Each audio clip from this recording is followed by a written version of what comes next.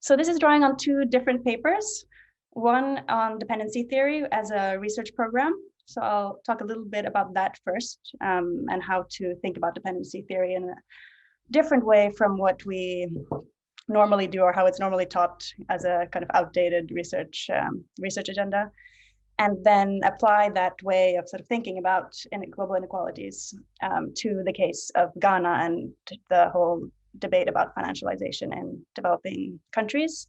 So that's drawing on a working paper with Kai Kodenbrock and Ndongo Sambasila. I think the links are on the website, on the UCL website. You can find it there if you want to read more. So it's a work in progress, and we're developing this work further as well. So very, very open to suggestions and your insights. But first of all, before we get into the empirics, talk a little bit about what dependency theory is, briefly. So first of all, it's not just one theory, and it's not just one author or one set of authors. There's a lot of different authors who have looked at or have used a dependency theory lens in different ways, and sometimes in contradictory ways, which often causes confusion about what dependency theory is. It's often associated with this body of theories prominent in the 50s, 60s, and 70s. It's often thought of as a Latin American tradition, but actually there are strands that emerged elsewhere as well, and particularly Africa with Samira Min, and also North America with Frank. And so one kind of popular definition that's often used of dependency theory is this one by Dos Santos, where he says dependency is a situation in which the economy of certain countries is conditioned by the development and expansion of another. So it's kind of very basic, and it doesn't really tell us that much about what does it mean to be conditioned, and what causes this conditioning, etc. So that's kind of what the debates are about within the dependency theory program or the literature.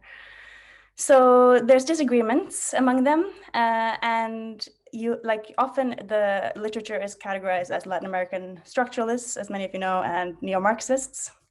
You can find ideas about dependency across the social sciences and across different traditions, including institutionalists, other Marxists, and in the colonial drain theory, for example, as well. There's also Canadian staple theory, and lots of different theories that emerge across the world that have kind of similar aspects. So it had its heydays in the 50s and 60s.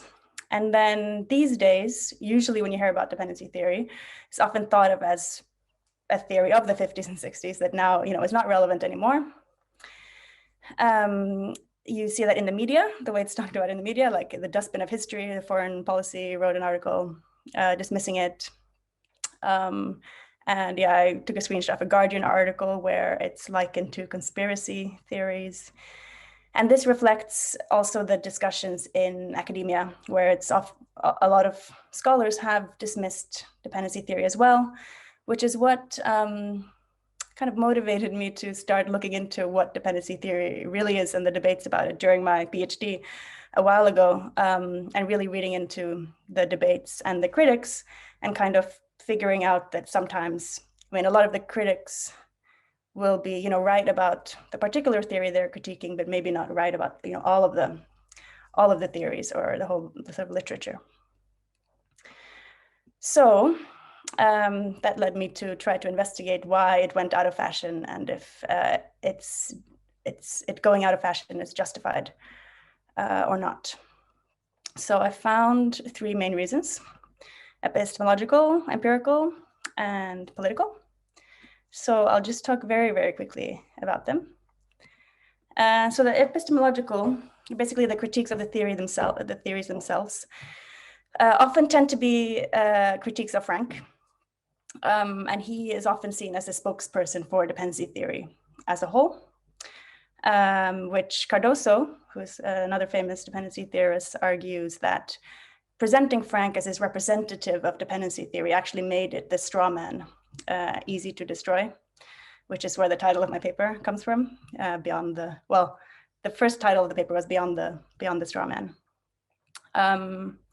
So that is a misunderstanding because it isn't just one theory. And often like some scholars do critique Frank explicitly, but a lot of scholars will say dependency theory is this and then assume that it is what Frank says that it is, even though actually it's much more than that. And he often presents a kind of simplified version of dependency theory. So if you see Lal, for example, which was a very famous a critique of dependency theory at the time, he talks about dependency theory as being contradictory, and that, you know, it'll say one thing in one situation and another thing in another situation. So assuming that it's one theory rather than actually acknowledging that there are these debates within the literature on dependency. And Brenner is the other famous critic of dependency theory, but he critiques Frank as well explicitly. Beyond that, has been critique for being tautological, reductionist, mechanic, denying Southern actors of agency, focusing too much on the national. There's a lot of critiques that, you know, I think that we really should take on board when we do think about dependency analysis, but that don't necessarily undermine the whole research program. And the other critiques that are empirical are also very important, and often seen several textbooks where they, you know, mention these new trends in the global economy as reasons for why dependency theory is outdated. So one is the rise of the East Asian miracle countries. It shows that development is possible. So that's assuming that dependency theory says that development is impossible. But if you, like, most of them actually say that it's just very difficult. And you can, there are several studies of dependency actually looking at the East Asian countries and employing their own theoretical categories to understand the rise of South Korea, for example. And the spread of global value chains is another. And I'm sure we'll talk more about that as Sophie makes her remarks, because that's her expertise as well. There was this assumption that global value chains will now, you know, make it possible for everyone, for all countries to develop and move into production, higher value-added production. So, of course, a lot of developing countries have moved into global value chain production, but not necessarily higher value-added. And then finally, the political. Lakatos, for example, says that, you know, research programs or theories don't necessarily go out of date because they become less applicable, but often because of political reasons. And so that, you know, is also an important thing to think about in terms of dependency theory, because it started going out of fashion also when when neoclassical economics was really on the rise, and a lot of heterodox theories generally went out of fashion. So those are a few of the reasons why it's gone out of fashion. And I would say that there are some we should take all of them into consideration, but I wouldn't say that the epistemological and empirical necessarily undermine the whole body of scholarship and some of the richness within the scholarship. So that's what led me to try to redefine dependency theory beyond being just a theory to a research program. So here's a little illustration of the research program. Lakatos sees, so I used Lakatos' idea of a research program where he sees them as a collection of interrelated theories that have this common hypothesis. So in terms of dependency theory, I would say that that's like global capitalism tends to be polarizing, or you could say that, global capitalism leads to uneven development. And then, so that is sort of the hypothesis within the dependency paradigm. And then they have different explanations for why that's the case. And they might sometimes be contradictory. There's debate about that. But the hypothesis is more or less the same. And they take a global historical approach, which is another unique aspect of dependency theory, and focus specifically on structures of production and constraints faced by peripheral economies, both sort of within the periphery, but also from being part of the global economy. As Lakatos also says, new research programs don't necessarily explain the same questions better, but explain different things from the ones previously considered. So you can also see that, like, the decline of dependency theory within development studies, for example, wasn't it wasn't replaced by other theories explaining polarizing tendencies of global capitalism. It was actually replaced by different kinds of questions about development, more linked to poverty, more linked to how to alleviate poverty, rather than looking at this unevenness. So that was a brief introduction to dependency theory. And now, so in the paper, I look specifically at South Korea and Indonesia to kind of apply the dependency program. But I wanted to here actually talk about some new research that hasn't been published yet on Ghana, and where me and Kai and Ndongo apply this dependency lens to explain what's going on with finance in Ghana. So the question is, how can we evaluate financialization from a global South perspective or from a dependency lens? In the financialization literature, it's often claimed or argued that we live in this new era where there's been a shift in the finance production nexus, where finance is becoming increasingly divorced from the real economy. So that's a central question in the financialization literature, and also in the financialization in developing countries literature. A lot of the literature that's looking at financialization in developing countries takes sort of stylized facts from what's happened in the global north and then applies it to the global south to see whether financialization is happening. So we're taking kind of an opposite approach, looking at what's actually going on in Ghana and can that help us understand financialization better. So following a dependency research program, we center the historical development of financial systems and their connection to production in Ghana and Senegal, but I'll talk about Ghana here. And pay particular attention to the constraints to finance and production in this context. So I'll get back to what that can teach us about financialization in general towards the end. So let's look at Ghana. So of course, when looking at Ghana, we have to also look at what was going on in Britain, who colonized Ghana. And at the turn of the 20th century, the British Empire was crucial for the shaping of financial and economic systems in the British colonies. And the City of London was very extroverted at that time. That was a period where manufacturing was on decline in Britain. So yeah, it was the financial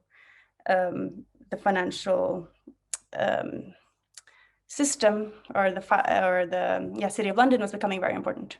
And there were strong links between the British colonial government, British industrialists, and the City of London, which we in our paper call the City Consensus, to contrast it with the Wall Street Consensus later. And then, so the goal of the colonial administration in the British colonies then was not the promotion of British business per se, although of course that was also happening, but it was also about maintaining this outward-oriented political and economic structure and sterling-minded colonies. So that's the bit of background on the relevance for Ghana. So in terms of colonial finance and banking, in Ghana, the main function of the domestic banking system during the colonial period was to ensure that the monetary system worked smoothly and to settle the accounts of the colonial economy primarily, rather than to finance increase in productivity in the domestic economy. And the West African Currency Board was established in 1912, which meant that the colonial currency was distinct, but backed by its own reserves and held at parity with the sterling. So this eliminated risk of inflation, and it meant that there was this monetary tightness that made it difficult to expand on internal exchange within Ghana. There were two British banks during this period that exercised a virtual monopoly over banking in Ghana. They transacted mostly with expatriate companies, mostly with British-owned companies in Ghana that were exporting goods back to the colony, back to the colonial master. And it was almost impossible for Ghanaians to access credit through the official banking system in this period. So it was working to basically the benefit of the colonizer. So the consequences for production then were that there were very little funds that were devoted to developing manufacturing. That was not a priority at all. In fact, the Ghanaian manufacturing sector was seen as something that could be potentially in competition with the manufacturing in the colonizers, so it was discouraged to develop. And Ghana was transformed into this trading economy, so it was about stimulating imports and exports rather than stimulating a structural change within the country, which led to this really uneven economic structure characterized by this reliance on raw material exports and a very, very underdeveloped Ghanaian business sector, almost non-existent in terms of exports. So that was the colonial period. And then in Ghana, there was, during the decolonization period, so during independence and after independence, there were efforts to decolonize and to change these sort of colonial structures. And I have Nkrumah here on the right-hand side, who also contributed to dependency theory by chance. And he really worked to expand domestic production, and he worked to introduce forms of control on finance and production in order to counter these extractivist tendencies. So there was a shift in ownership in the banking sector towards more public ownership, and there were a lot of controls that were meant to incentivize domestic production during this time. So because of this, certain small business sectors were reserved for Ghanaian capital specifically. And the state was given majority shares in sort of banks, insurance companies, and timber firms as well. And banking monopolies were broken up after independence, which meant that domestic credit became more easily available to the domestic private sector as well. So there were some policies that were implemented to break this divorce between production and finance. That didn't last for long, that decolonization period, because by the 80s, Ghana was starting to face a crisis and had to go to enter into structural adjustment programs from 1984. And this led to some return to colonial structures, basically, or the structures that we saw during colonialism. So I just put a graph here of domestic credit to the private sector as a percent of GDP, which is the blue line, and domestic credit provided by the financial sector as a percentage of GDP, which is the red line. So you see that there was, well, especially domestic credit provided by the financial sector increased quite a lot post-independence, but then collapsed in the 80s and 90s, and then it increased again after the 2000s, and we'll get back to the 2000s period. So it improved then, but back to the level that it was during the decolonization era. So the structural adjustment is a story that we all know, forced the government to re-emphasize the private sector, adopt export-led growth strategies, liberalize trade, reorient the economy to global capital. All these indigenization decrees that Nkrumah had established were broken down and abolished, and credit and interest rates were liberalized, which led to the flow of credit away from certain productive sectors that had been targeted during the decolonization era. So this meant that, so the Ghanaian economy did make quite a lot of gains during this period in terms of export earnings, but this growth was mostly based on an intensification of primary commodity exports, rather than structural transformation and movement into higher value added. And there was also an increase in foreign investment, but that investment mostly went into the mining sector and in particularly gold.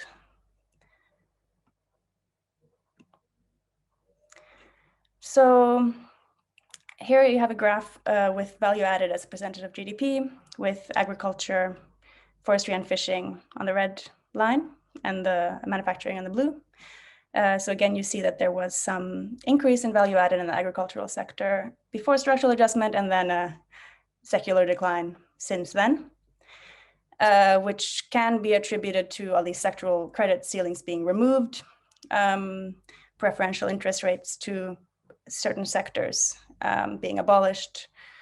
And so beyond the gains that I already talked about in terms of increase in primary commodity exports, there were structural changes that were actually regressive during this period, like in manufacturing, agriculture, and the small enterprise sectors actually did worse off after the structural adjustment reforms.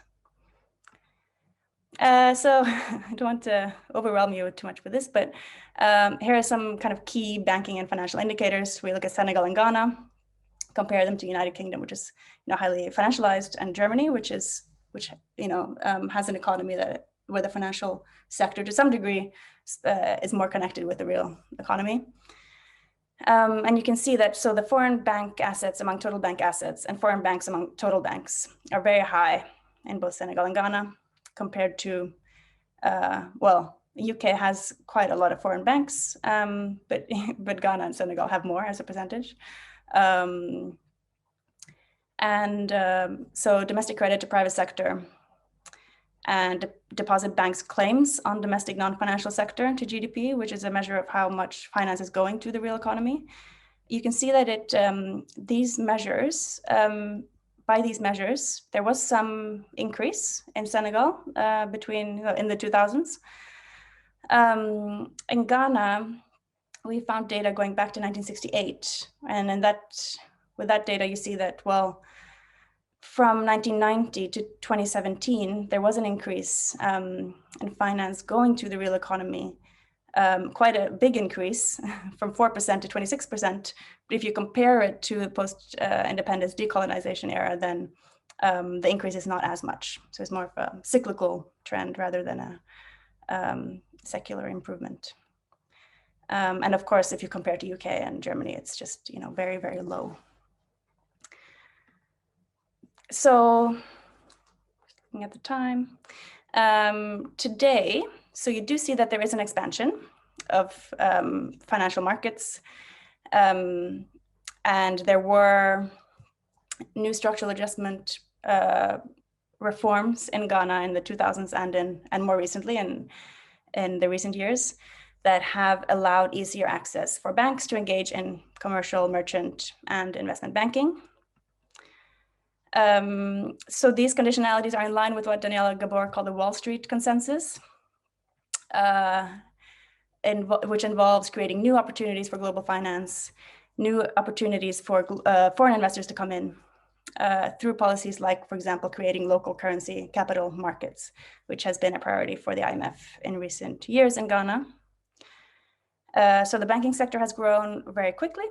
And there's this great book by Emily Jones that came out last year, which looks at the political economy of the banking sector in Ghana and in other countries. And the focus of the government has been to ensure financial stability, improve the reputation of the Ghanaian banking sector among international investors. So we see, while there has been expansion, more banks, more types of financial instruments, more types of financial markets, we still see the divorce that is characteristic of the colonial period.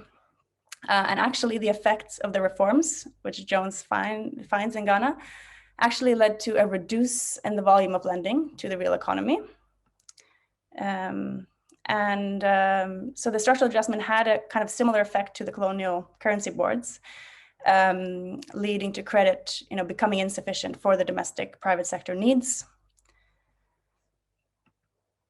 And of course, as we know, Ghana is still a very important raw material supplier to the world and importer of manufactured goods.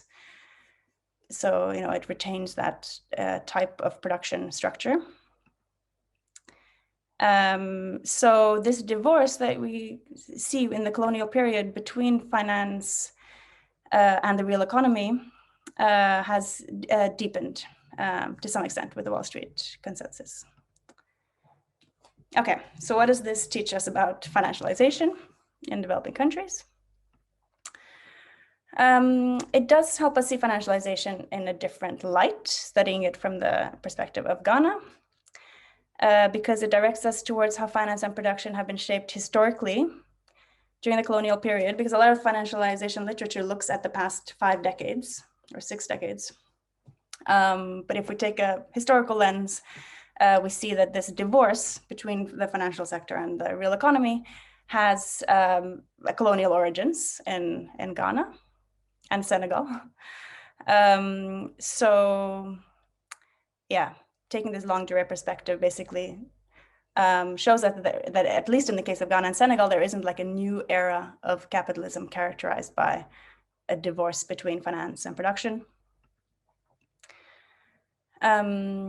So in this case, both Senegal and Ghana, the deployment of finance was and continues to be divorced from developing successful productive systems. And it was and continues to be oriented towards foreign profits rather than domestic. So foreign finance doesn't directly dominate anymore. You know, England obviously isn't a colonizer anymore of Ghana, but the orientation of the Ghanaian economy is still impacted by policy conditionality, norm setting, investment decisions, and it's, you know, constrained by being a part of the global economy. So we argue that the logic of the Wall Street consensus in terms of promoting this extraversion of the financial system rather than orienting it towards stimulating domestic production is similar to the logic to how the financial system was shaped by the British Empire. So reinforces this pattern of divorce. And I put some further issues to consider in terms of the dependency theory lens are the additional constraints involved for Ghanaian production based on being part of the global economy and being in a subordinate position in the international financial system. And I think I will end it there. So thank you for listening. I'm looking forward to your, your comments and questions. Thanks. This was very interesting. I mean, of course, those who are familiar with Ghana, like Sophie, will have lots of questions. And from my point of view, I mean, having looked at some of these issues in Tanzania and South Africa, I mean, there are lots of, in the case of Tanzania, lots of similarities, but also different counterintuitive hypotheses we can make around why investment are not happening in some of these contexts. Sophie, the floor is yours. Sophie Van Huellen is a senior lecturer at SOAS, University of London in economics, and she will be discussing the topic. Thank you, Antonio, for having me, and thank you, Ingrid. I have followed your work quite closely over the last 2 years, I must say.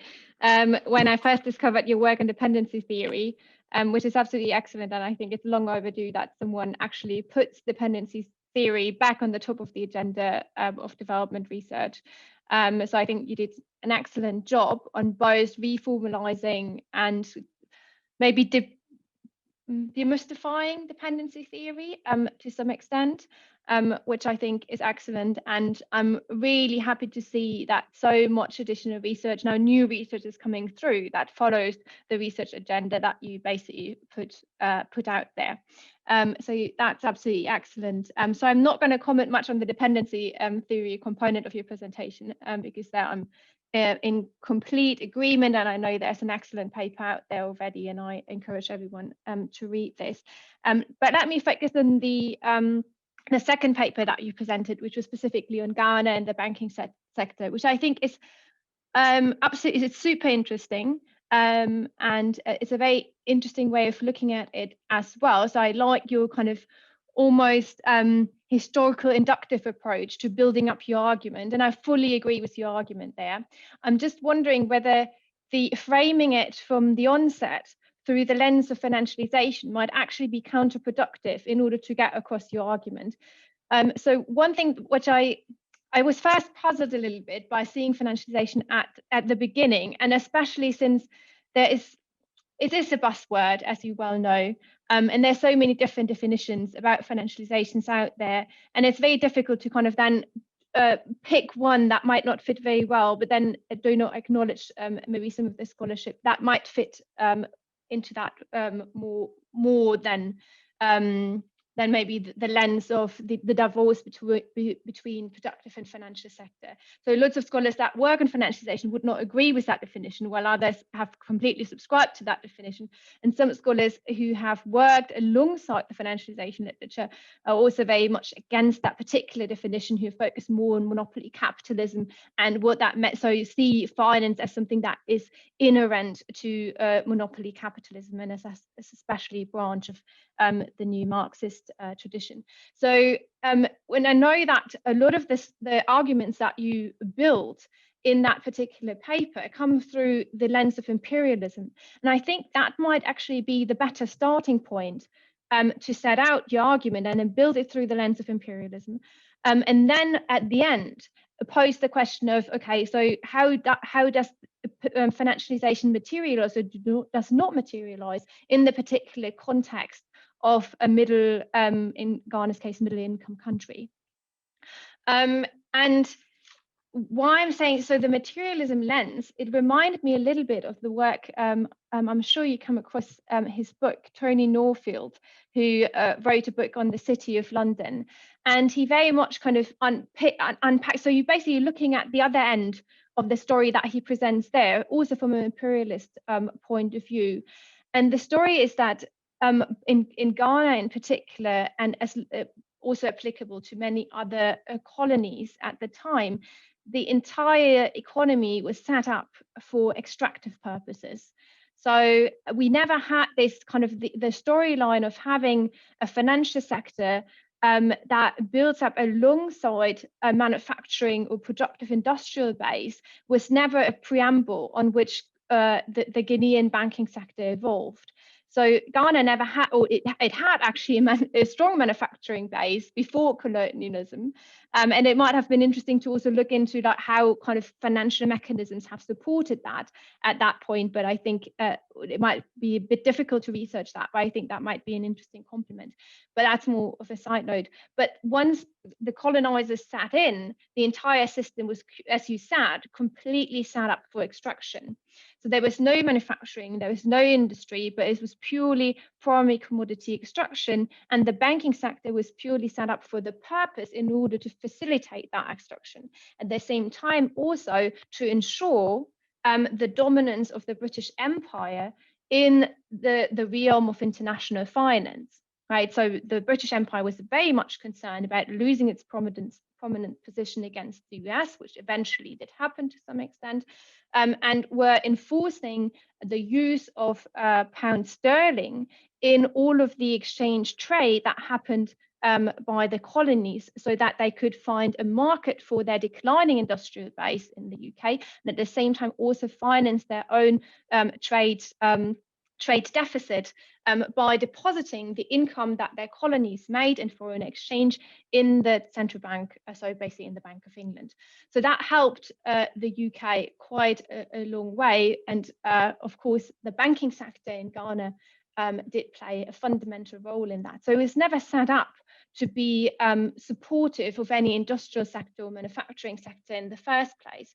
And after independence, what Nkrumah, as a visionary of kind of the new Pan-Africanism and industrialization of the African continent, envisioned that he used quite strategically the same extractive institutions in order to then finance the build-up of a domestic industry. Unfortunately, that strategy was cut short by the commodity price crash and the 1980s debt crisis.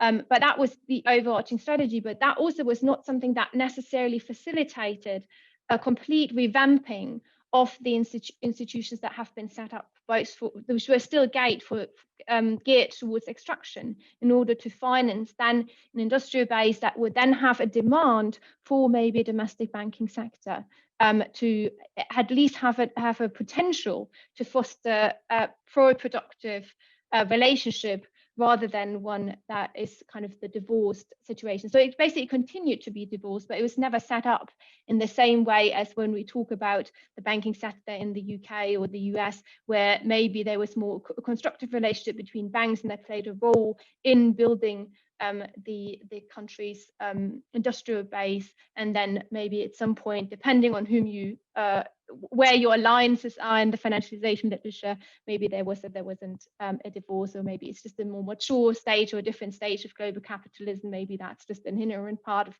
monopoly capitalism. But regardless of how you see it historically, and that's where I think your paper is so rich, and that's where your contribution is so meaningful, is in showing that this was never the setup of these of the banking sector in Ghana in the first place, and what the detrimental effects then are in how it's being situated now. So that could, rather than, so my suggestion would be to shifting the financialization story to the back and starting with imperialism, rather than putting it at the forefront, which might be a bit alienating, and it then kind of it doesn't undermine your argument, but it kind of takes some focus away from your argument, which is a very strong one.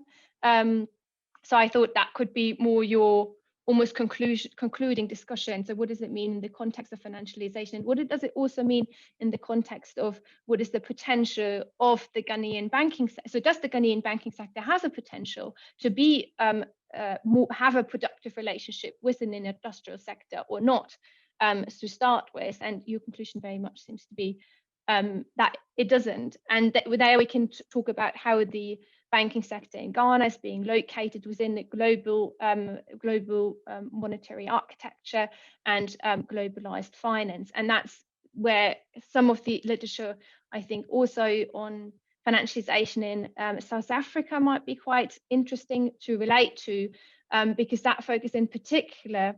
So when we talk about financialization in countries which are geared, which have both a financial and an economic system that is geared towards primary commodity extraction, rather than kind of the more higher value added processing or industrial production, then financialization might take a slightly different form. And I think some of the literature by Ben Fine on how financialization has worked with the energy and mining sector in South Africa might be quite insightful to kind of give an additional spin to the subsequent discussion on financialization.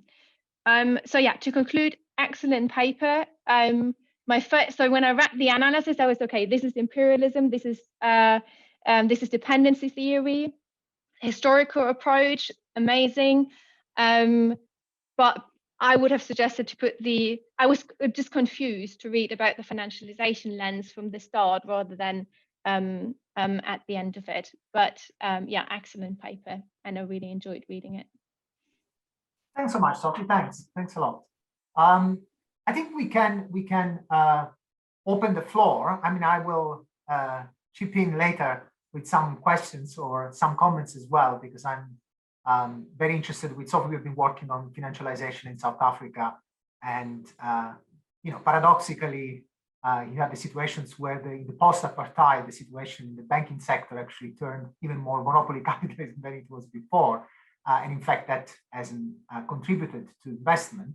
And of course, there is a more general question around why, what is driving investment or not, right? Is it really credit, or is it something else?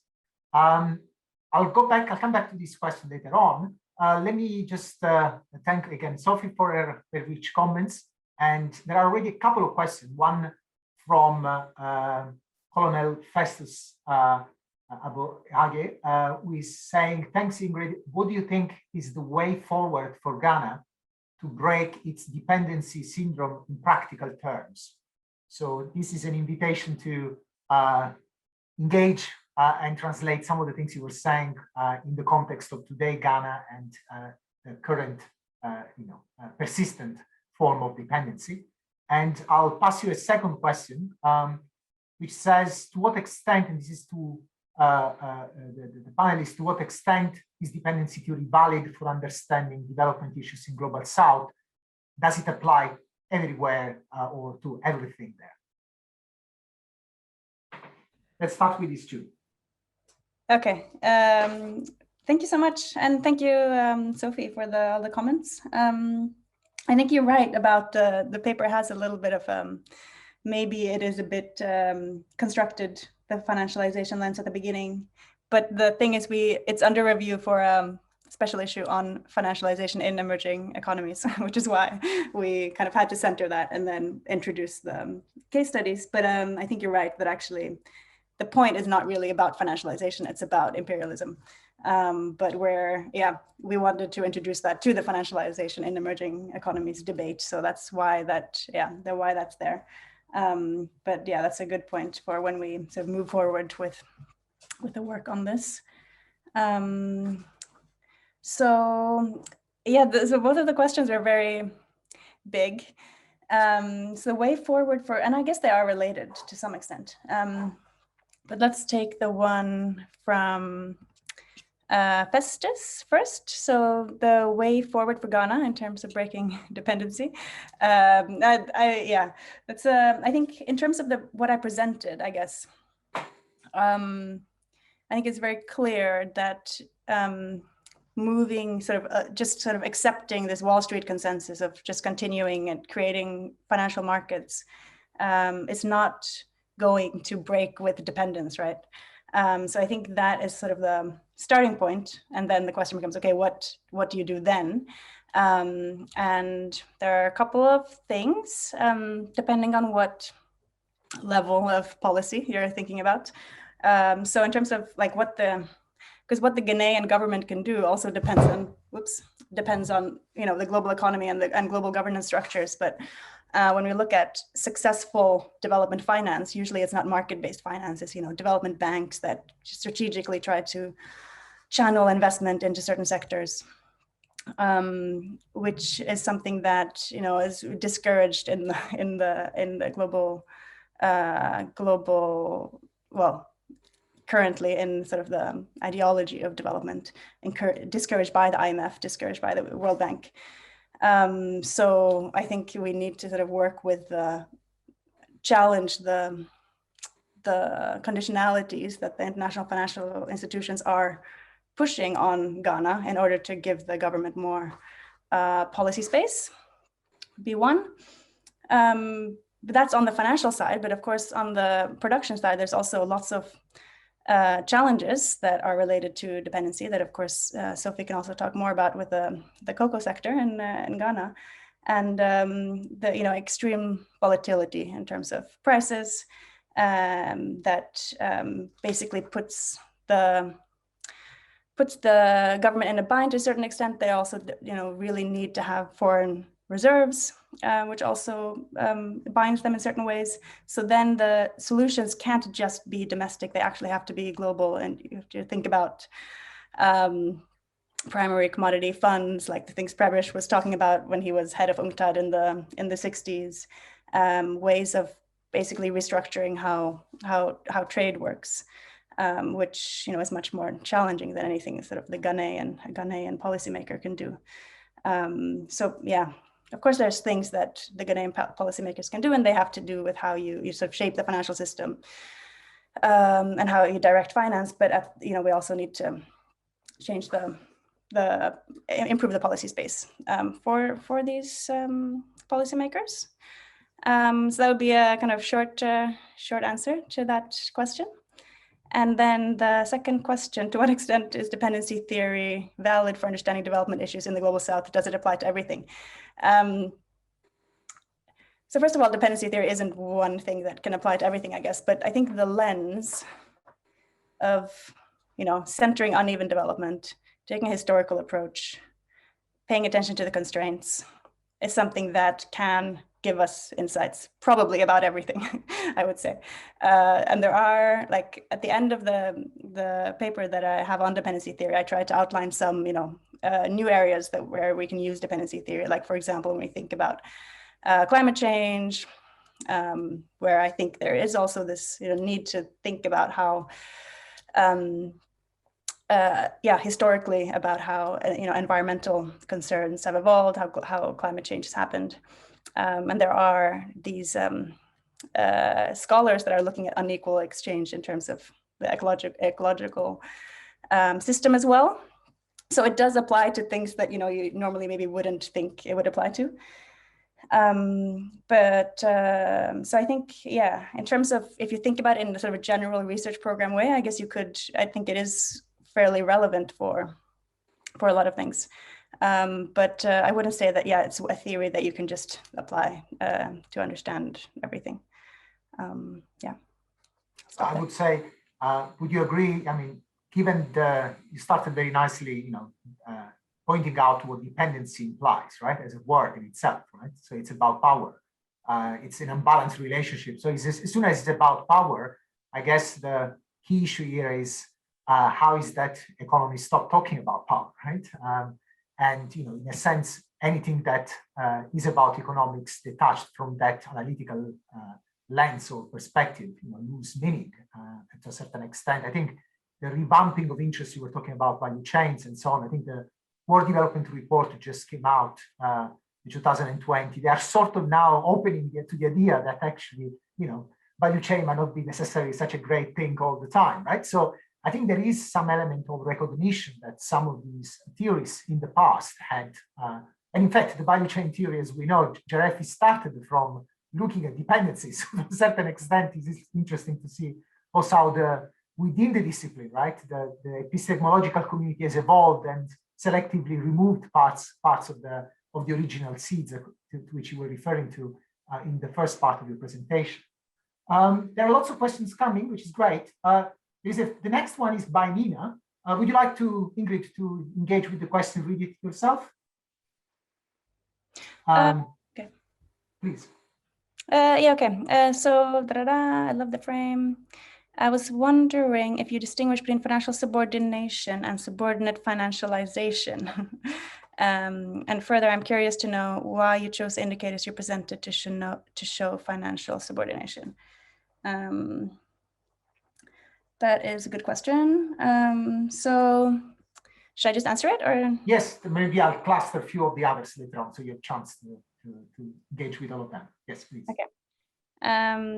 So we do engage with, we don't engage with subordinate financialization in the paper because, I mean, a little bit of what kind of Sophie's critique of our paper, right? It's not like you don't really see financialization happening in Ghana in the way that it's happening in a lot of other places. So it would be a bit of a misplaced category to use, where really what we're looking at is the divorce that happens between the financial sector and the production structures because of the colonial legacies.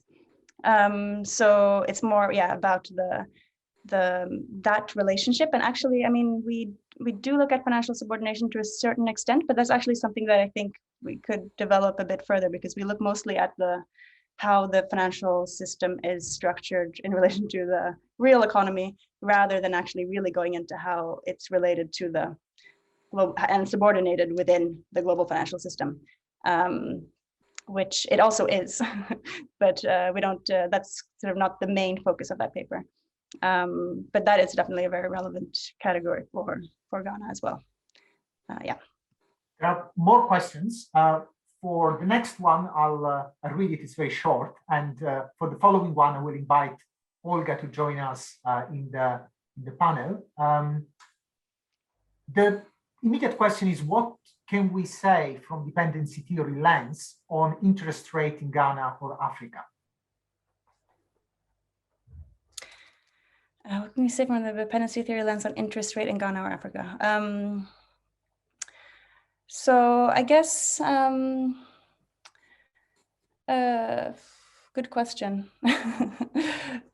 So the interest rates in Ghana are extremely high. And I mean, there are many reasons for that, but part of it is I guess you could use Tavares if you wanted to use a dependency theorist who has talked about finance.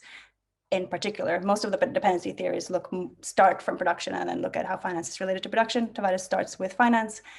And she's kind of like the unknown precursor to the whole mainstream original sin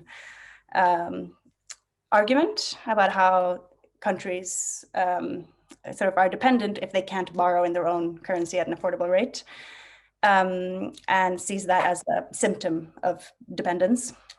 So that is the case for Ghana. It tends to borrows in dollars mostly. And even then it's pretty high interest rate because the global investors see Ghana as a very risky investment.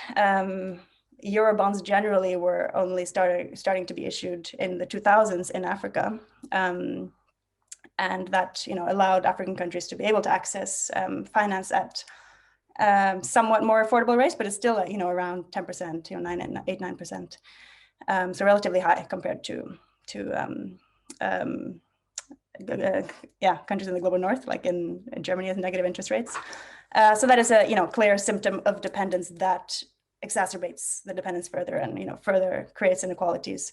And then now with the development of the domestic financial system, you have interest rates. So on the local debt market in Ghana, it's around 25%. Very, very high interest rates, because that's what's needed to attract global capital. And that would be, from a dependency lens, that would be a symptom of dependence, basically, which further exacerbates dependence as well, because it makes finance unaffordable. Thanks, Ingrid. Olga, would you like to give a long question, quite articulated one? So I thought it was a good idea to, Olga is one of our senior research fellow here at IIPP. The floor is yours. Thank you, Antonio. Hi, Ingrid. It's great hearing you. And thanks for excellent presentation. It's always great also to hear about, someone reviving development theory.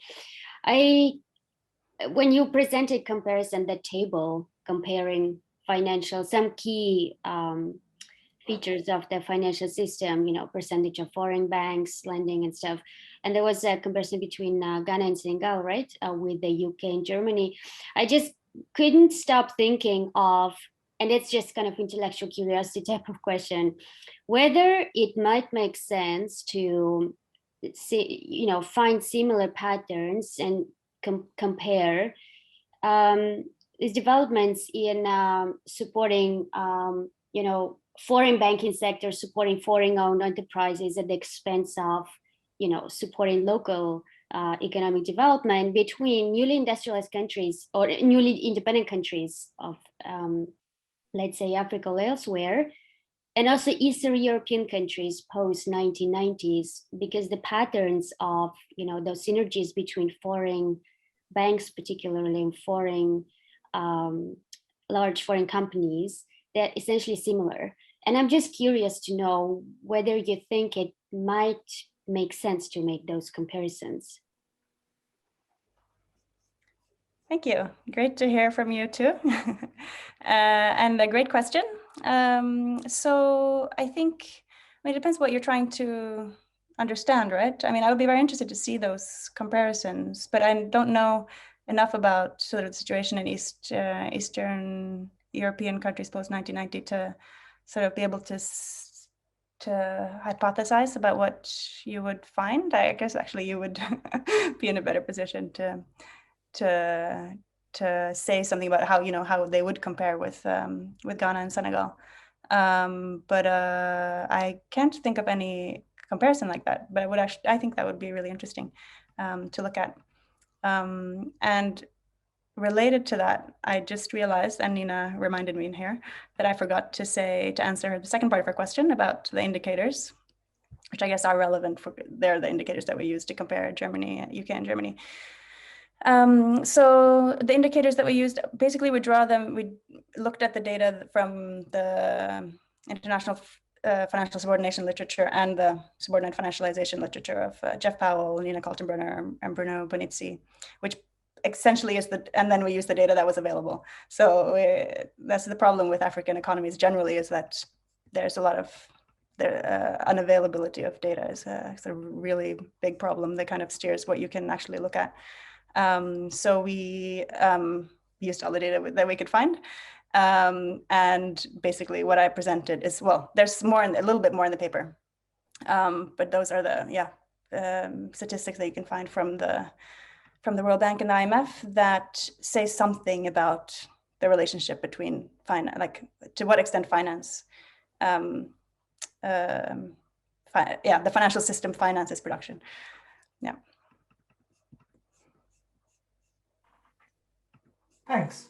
Olga, would you like to, you're still in, would you like to reflect on, Ingrid was mentioning that, of course, there is an interesting comparison there that you posed, and there is also an interesting story around, of course, the impact of structural adjustment in these countries as well, and the level of the industrialization experienced in the very harsh transition. So would you like to still join us for that reflection? You have something to share there? Thanks, Antonio. Yeah, I was just, to be honest, I was also looking for references because I couldn't, I thought maybe it's just, well, maybe it's just a research gap that needs to be filled in that sense. But I mean, of course, similarities is the structural problems. And, but you know, if the dependency theory is something that was born, you know, out of the need to explain the core periphery, but I mean, it could be also, that would be also to support, to further support that core dependency, but under the different SOAS, if you will.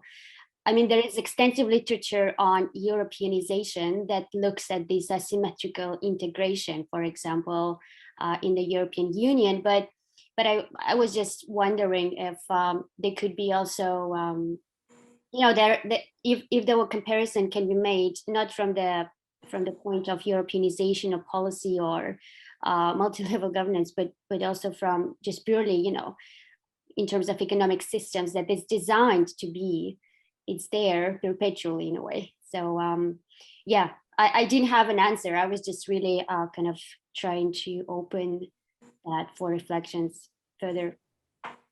Can I just follow up on that again? Because do you know Laszlo Brust? Maybe because there are some scholars that look at the European periphery in Eastern Europe from a dependency perspective. I'm not that familiar with that literature, but I know Laszlo Brust is one of them who, but I think he uses the sort of Cardozian framework of dependency. So not the more sort of radical version of dependency theory. But that might, if you're just looking for a reference, Laszlo Brust might be relevant. I'll put his name in the chat there. Great, thank you. While we wait for further questions, Sophie, if you would like to provide further comments or questions, we have time a bit for that. I'm not sure I have further questions. Yeah, I really enjoyed the discussion so far, especially on the story about financial subordination or subordinate financialization. Of course, these two are different, but I think it's like where dependency theory I've found very convincing from Ingrid's paper is that kind of reorientation that we need to look at structure, we need to look at power, we need to look at dependencies, and that's something that I feel often comes a little bit short, especially in the economics literature, I must say, to have a true understanding of what is the power relationship between certain things, and whether we look at towards imperialism in order to understand that, or we kind of do the more mild kind of currency hierarchy story of the dominance of the US dollar. But these considerations are important, and they do have a real impact on the ability or the structural constraints a lot of economies do face. So not all economies have the same privileges. And often these are constrained due to currencies and the currency hierarchies in the international monetary system. That kind of relates back also to the comment on interest rates, which Ingrid very aptly responded to. So I'm pretty sure, I mean, I'm very convinced that this can be framed within the context of dependency theory as well. And some of this is discussed in the subordinate financialization literature. Some of this is discussed in other parts already. But the key point is to recognize that money, debt, currencies do have power, and there's certain powers related to them, which are attached with certain privileges. So you have a structural imbalance, and I think dependency theory as a concept or research agenda does help us, or research framework does help us understand that in a more holistic way than a lot of alternative approaches, which have been, especially in the more mainstream realm, have been tried and attempted to get their head around it. So the original sin argument was floated, but yeah, it kind of remains incomplete without deeper acknowledgement about power structures, the historical dependency on where these systems, how these systems have evolved and why they have evolved in the way they did. So yeah, that's a comment, I guess, not a question. Excellent. So as I don't see any other question, I'll abuse of my position. Actually, there's one coming, but I will wait until actually it's a comment to Olga that she might be able to see herself. I have a couple of questions actually, which I would be interested in your thoughts on. One is related to if you want, a fundamental hypothesis that might remain implicit in this discussion, which is, do we really have evidence that lack of finance is the reason why in a number of economies of this type, we are getting no investment in a specific subsector of manufacturing or specific potentially highly productive agricultural activities or business services of other type? That's the first question. And the second question is, we are not surprised that dependency theory was rejected within a mainstream neoclassical development economics type of approach. And this is something I've been working on with Ajun Chang and others.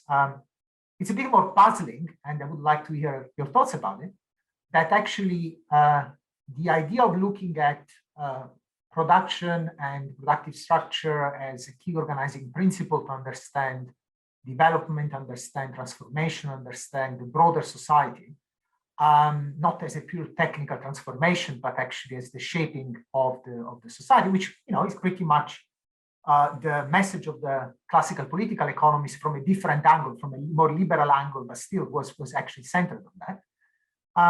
Why is that in the development studies literature, right, which is supposed to be more open to this type of classical arguments, all this has gone out of fashion? Or if you want, in a more direct way, why is that the classical development economics school, which was very diverse, right? I mean, many of the people you mentioned might not have completely agreed with any Hirschmanian position on what was happening in Latin America and so on, but fundamentally there was a general idea that what they have to focus on was about the type of things we were discussing, right? Productive transformation, structural transformation, and so on. So the question is really, what happened to the development studies literature? What happened to, why is that, according to you, went so much out of fashion? What replaced that was potentially more appealing? Great, thank you for that. Big questions. And I think you're right. I mean, dependency theory is kind of like a sub category of heterodox economics, I would say, or heterodox economic theories, which do look at power relations and shaping production structures and like do center production a lot more than the mainstream does. And that's something that's, comes before dependency theory, and dependency theory actually specifically looks at, the periphery and the role of how production structures are shaped in the periphery in particular. But you have, you can find that kind of argument like in Marx, looking at, in England, or Smith or whatever, classical economists that aren't interested in dependency. So it's actually a bigger question than just dependency theory. They also went out of fashion in a way at the similar time as dependency theory, which is why I think that it is kind of a political exclusion of heterodox theories in economics, but also development studies is also relatively impacted by the economics field as well, and more so now than than before with this economic imperialism, as Ben Fine writes about, economics seeping in, to all different disciplines, and with it, mainstream economic ways of thinking about society in terms of, rational actors and micro foundations and methodological individualism, which I think is now much more prominent in development studies as well as in economics. Of course, development studies is wider and a bit more, there's more pluralism in development studies than in economics, but you have that movement, away from looking at power and instead looking at like decision-making, scarce resources. I think you mentioned Ha-Joon Chang, and he has this book chapter, I think it is. I don't think it actually ended up being a paper, but it's really good on like how development studies became like Hamlet without the prince. Because like development used to be all about production, now it's about poverty alleviation, which I think has to do with like the politics of knowledge production more than anything. I don't think it's something that can be explained in terms of like a rational, like, oh, now development studies needed to look at poverty reduction instead of production. It's, where the financing, how departments are financed, how development studies is financed, which, who controls the journals. There's this whole landscape of politics of knowledge production that needs to be kind of unpacked to try to understand how production structures were excluded from development studies. And I guess this has been done more in the economics field than in development studies. So, I mean, this is something that we should investigate, like what exactly were the mechanisms for this exclusion. Within, you didn't specifically ask this, but it's kind of related, because even within heterodox economics, I think dependency theory to a certain extent has been excluded. I think that maybe has to do with something entirely different, that is more like Eurocentrism of even within heterodox economics. It tends to not look at, I mean, of course, there are lots of heterodox economists that aren't Eurocentric and that look at imperialism and things like that, but even within heterodox economics, there tends to be this kind of hostile attitude towards dependency theory and theories of imperialism. So dependency theory is in a way kind of double marginalized, but that seems to be maybe changing a little bit. So that's kind of, my reflections on this politics of knowledge production. And that's something that, we definitely need to challenge.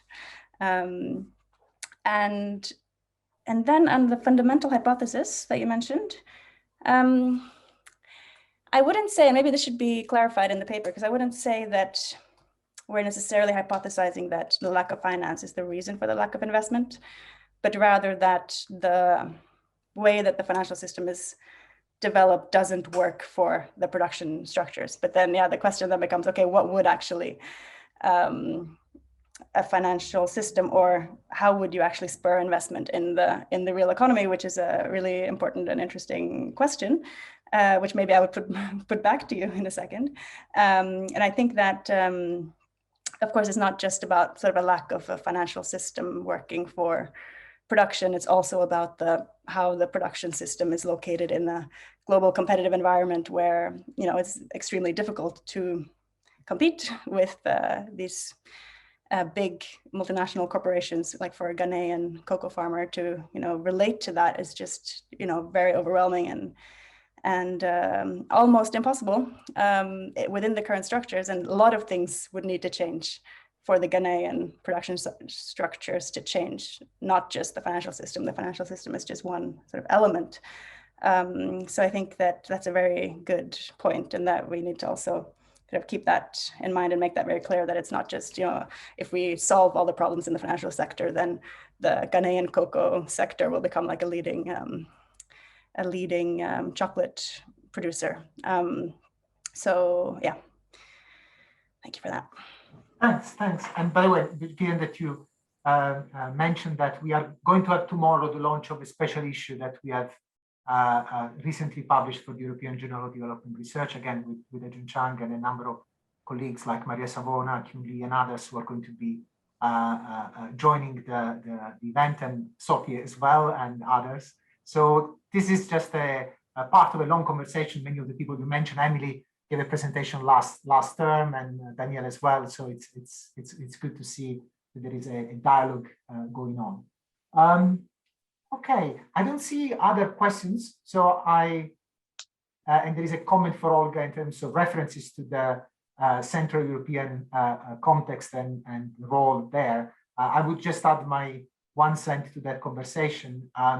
The Vienna Institute for International Economic Studies has done quite a lot of work, not from an explicit dependency theory, but from a more structuralist perspective, looking at the imbalances that a number of these countries have experienced as a result of the lack of capacity in the tradable sector, and that is linked to macro condition and issues around, of course, macroeconomic policy in terms of interest rates and so on and so forth. So there might be interesting perspective there on that as well. And maybe, Olga, would you like also to say, I don't know if the date has been fixed already, we're going to have a book launch on development banks across Europe with lots of Central East European countries involved. So, Olga, do we have a date for that? Oh, thanks. I don't want to take too much time from Ingrid. It's her seminar today, but indeed, well, in June, I think we are thinking of. But again, there's a book that looks at industrial policy and development banking in the EU, and there are a few Eastern European cases. But we are still building on that Europeanization type of literature. And thanks a lot for the references. I'll certainly check them out. Thanks, Olga. Great. Well, if you don't have other questions, thanks so much, Ingrid, for joining us today and giving us this excellent presentation with lots of interesting perspective around things we are all seem to be interested in. Thanks to Sophie for joining us for this event, and hopefully soon for another discussion on related issues in Ghana. In particular, I know in the special issue we have been working on financialization in the GVC, the global value chain, and cocoa and other activities. So we will go back to this point just tomorrow for another event. So thanks everyone for joining us, and thanks Ingrid again for being with us today. Yeah, thank you so much for having me. Thanks everyone for engaging. Thank you, Ingrid. Lovely presentation. I loved it. Thanks.